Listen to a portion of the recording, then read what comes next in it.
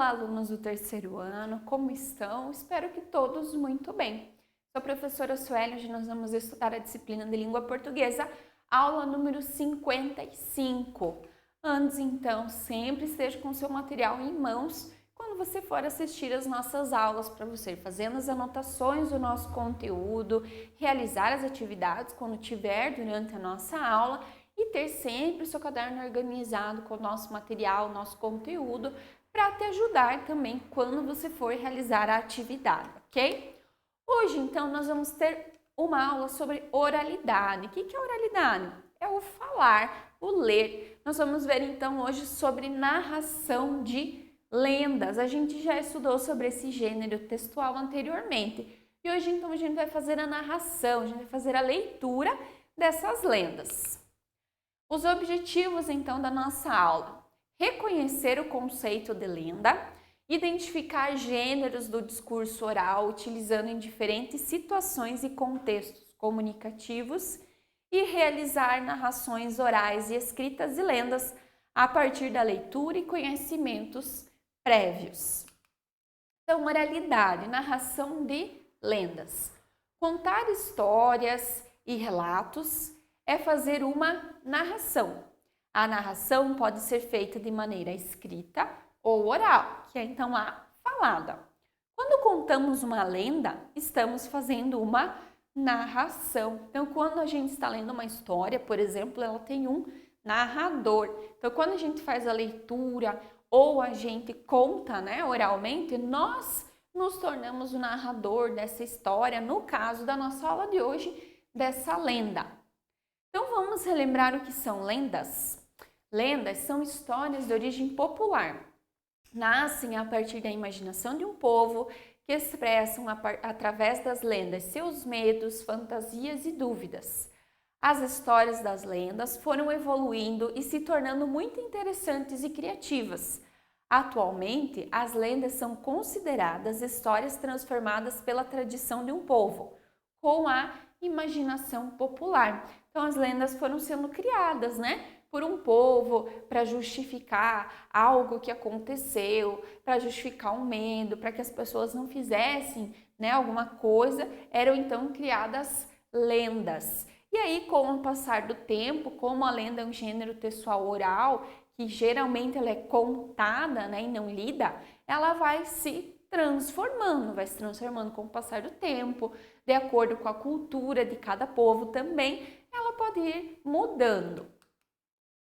Para podermos fazer uma narração de qualquer gênero textual, precisamos conhecer bem as histórias que iremos narrar. Então, para eu contar uma história, uma notícia, seja o que for, eu preciso conhecer bem sobre o que eu estou falando, tanto para que eu passe a melhor informação possível, tanto que se a pessoa que eu estou contando tiver alguma dúvida, não ter entendido algo, eu saber, o que falar, o que eu vou responder para ajudar ela a compreender melhor.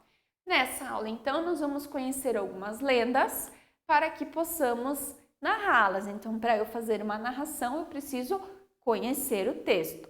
Então, vamos lá. Nós vamos, então, fazer a leitura de algumas lendas que vocês já conhecem também, mas é bom para a gente relembrar, aprender um pouquinho mais também. Então, a primeira, nós vamos ver sobre o Saci Pererê. Acompanhem lá. Essa lenda é uma das mais famosas do Brasil e data do século XVIII. O Saci Pererê é um menino negro de uma perna só, que fuma cachimbo e usa uma carapuça vermelha que lhe dá poderes mágicos. Segundo a lenda, quem quiser tirar sua carapuça tem o direito de realizar um desejo. O Saci é um menino travesso e brincalhão e em alguns lugares é considerado maldoso. Ele gosta de fazer brincadeiras e travessuras e adora aprontar na cozinha.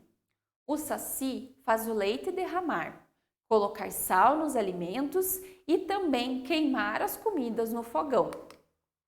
Reza a lenda que é possível capturar o Saci Pererê jogando uma peneira dentro do seu redemoinho.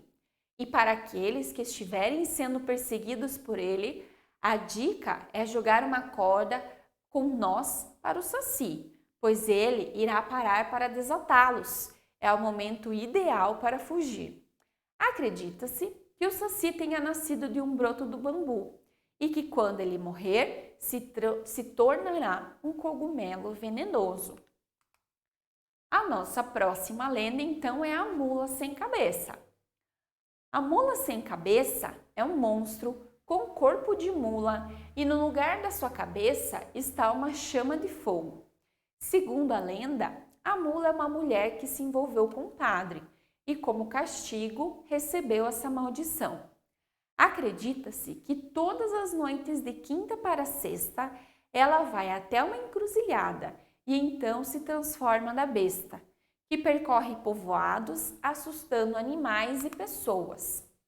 Ao encontrar uma mula sem cabeça, é importante deitar-se no chão virado para baixo e esconder as mãos, pois se a mula encontra uma pessoa, ela chupa seus olhos, unhas e dedos.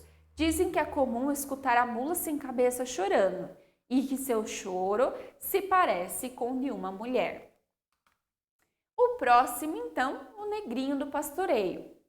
O Negrinho do Pastoreio é uma lenda afrocristã do sul do Brasil e era contada por aqueles que defendiam o fim da escravidão.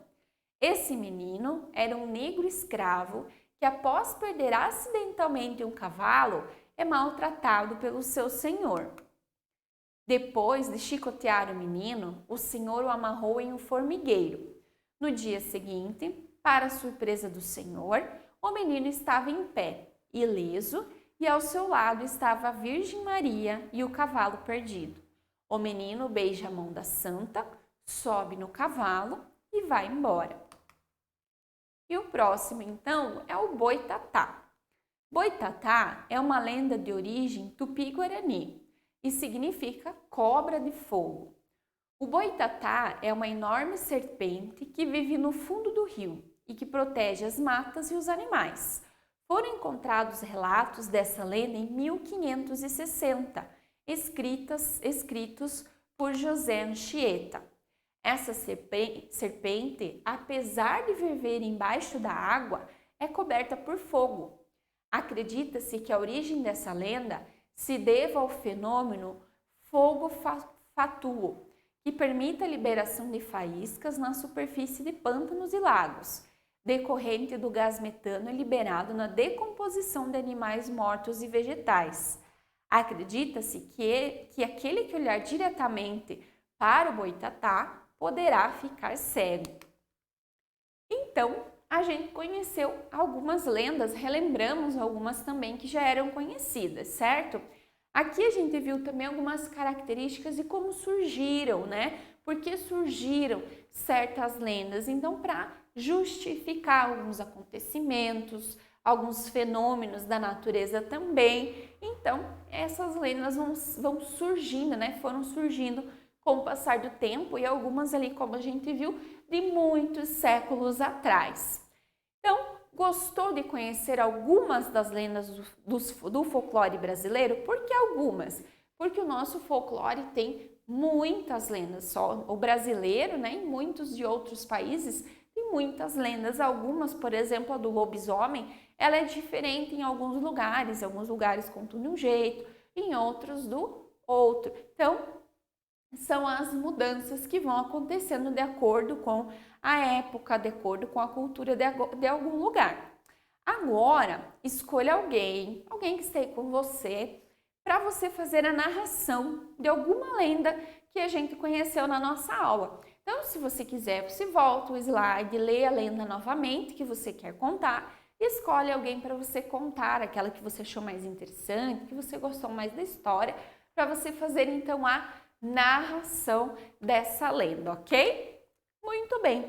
Se ficou alguma dúvida, alguma curiosidade, voltem à nossa aula, assistam novamente, leiam as lendas novamente e se vocês quiserem também pesquisem novas lendas que vocês com certeza vão encontrar muita coisa legal, muito material legal, ok? Depois, não se esqueçam de realizar a nossa atividade lá na plataforma e enviar ela para correção. Então, vejo vocês na nossa próxima aula e até mais!